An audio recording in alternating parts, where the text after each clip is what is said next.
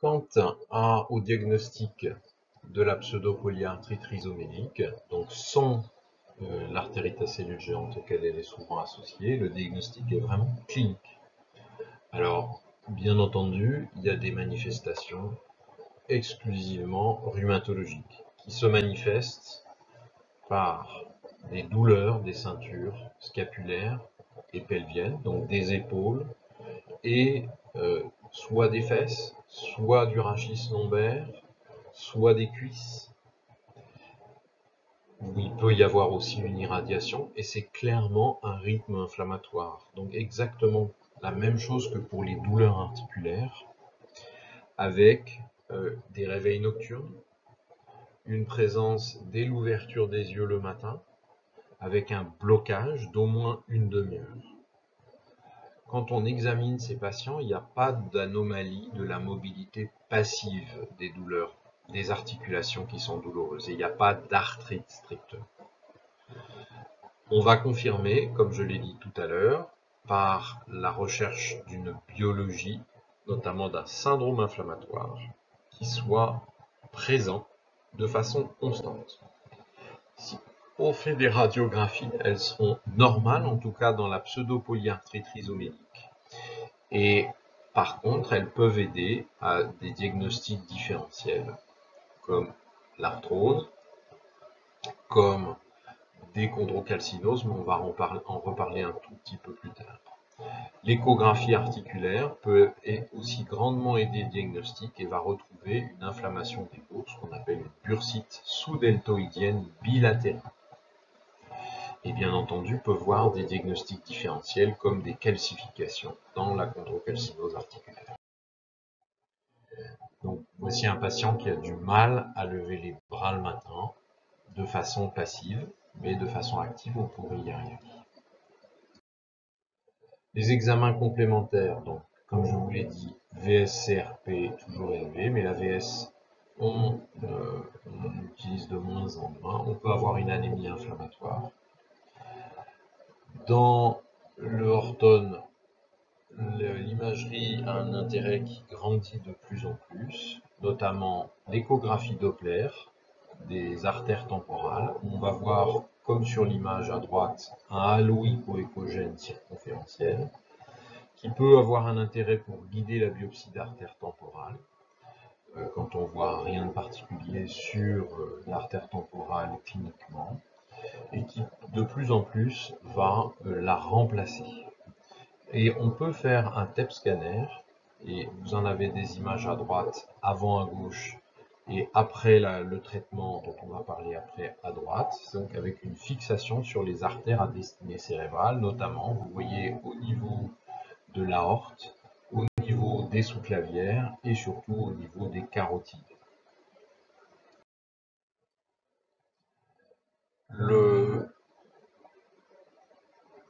pilier dans le passé de diagnostic de maladie de Horton, c'est la biopsie d'artère temporale, dont je répète qu'elle ne doit pas faire retarder le diagnostic.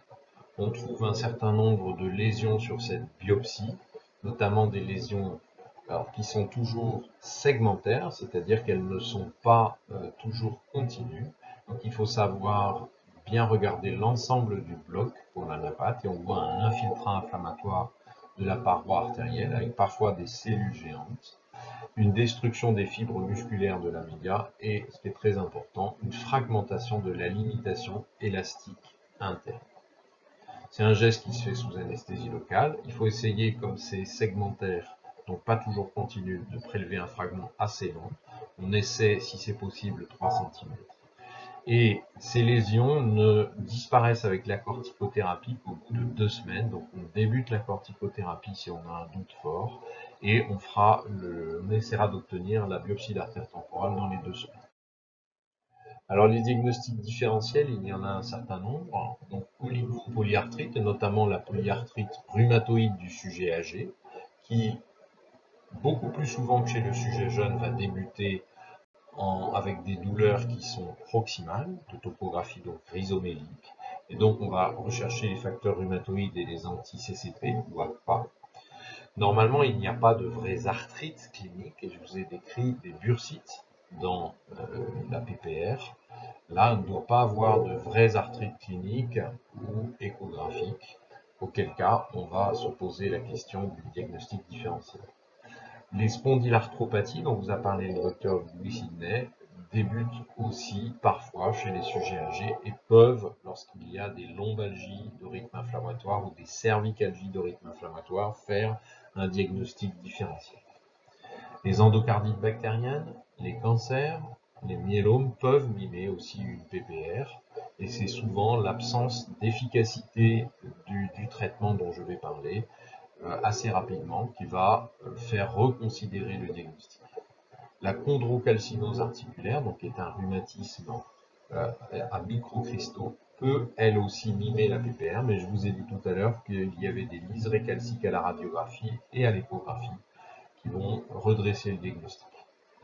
Et enfin, lorsqu'on a des manifestations vasculaires, et notamment des atteintes oculaires, c'est souvent chez des sujets âgés, athéromateux, et eh bien, on peut avoir un doute, par exemple pour une noïa ou une occlusion de l'artère centrale de la rétine, avec une origine athéromateuse, dégénérative, mais biologiquement, il n'y a généralement pas de syndrome inflammatoire, et ça permet de faire le diagnostic avec la maladie de Horton ou artérite acellulgente. Alors, le principe de traitement, c'est un traitement d'attaque. Donc, en urgence, on n'attend pas les résultats de la biopsie d'artère temporale. Pour la maladie de Horton, on a deux grandes possibilités. Une corticothérapie seule, qui va commencer sous la forme de prédnisone ou cortencil à 0,7 mg kg pendant un mois et on va décroître. S'il y a des signes, notamment ophtalmologiques, beaucoup moins fréquemment d'accident vasculaire cérébral, on va débuter en intraveineux par de la méthylprednisolone, qui s'appelle Solumédrol, 1 g, puis on prendra un relais à une dose plus forte de cortencil, prednisone, à 1 mg kg pendant un mois, puis on fera une décroissance.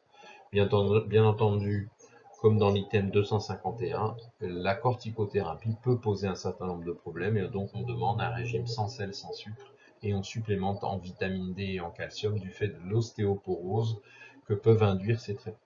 La deuxième possibilité pour l'artérite cellule géante, c'est la biothérapie en intraveineux par le tocilizumab, qui est un anti-IL1, auquel on rajoutera une corticothérapie, mais une corticothérapie qui va être diminuée beaucoup plus rapidement, ce qui est intéressant sur ce terrain de personnes âgées, parce qu'ils font beaucoup plus de complications, et on essaiera d'arrêter à 6 mois le traitement.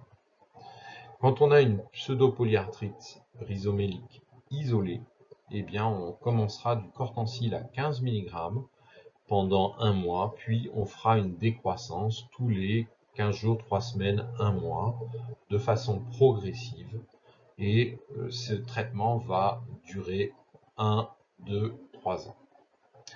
Certains rajoutent un anti-agrégant plaquettaire comme l'aspirine, quand il y a au tout début du traitement d'une artérite à cellules géantes, car je vous ai dit que cela pouvait majorer le risque initial d'accident vasculaire cérébral. Alors, on peut améliorer la thérapeutique en expliquant aux patients, en le faisant au travers de l'éducation thérapeutique, sa maladie, ses traitements et la façon dont il faut se surveiller. Des critères d'efficacité, la clinique et la CRP, la VS comme je vous l'ai dit est de moins en moins utilisée, on le fait au début tous les mois, et on recherche les complications de la corticothérapie, notamment les glycémies, et on fait une fois une densitométrie osseuse pour rechercher la densité osseuse de départ, et on recommencera cette ostéodensitométrie à 1 an.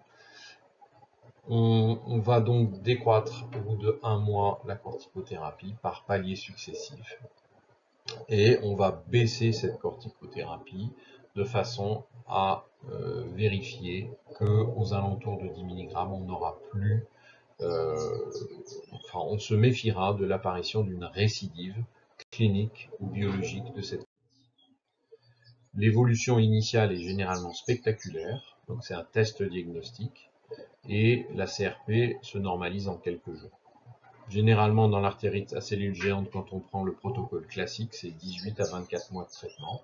Et comme je vous l'ai dit, les rechutes sont généralement lors des doses inférieures à 10 mg par jour. Ces traitements de rechute vont faire remonter la corticothérapie. Et si cette corticothérapie ne peut être baissée à des doses qui sont raisonnables, il faudra proposer l'association à d'autres traitements.